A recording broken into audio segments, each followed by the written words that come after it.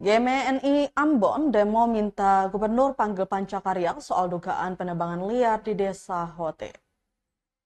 Sejumlah mahasiswa yang tergabung dalam Gerakan Mahasiswa Nasional Indonesia atau GMNI Cabang Ambon menggelar aksi demo di kantor Gubernur Maluku Senin 8 Juli 2024.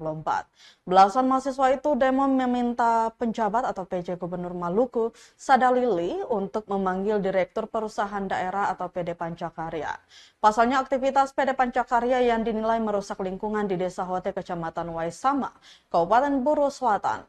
Koordinator aksi Umar Rivaldi Najar mengatakan, aktivitas penebangan hutan tersebut lanjutnya telah berdampak banjir di Desa Hote, Kecamatan Waisama, Kabupaten Buru Selatan.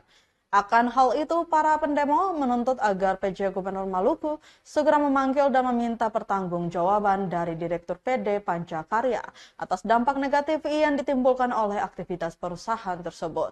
Ia juga memperingatkan bahwa jika PJ Gubernur Maluku tidak memenuhi tuntutan mereka, GMNI Cabang Ambon akan menggelar aksi demo yang lebih besar.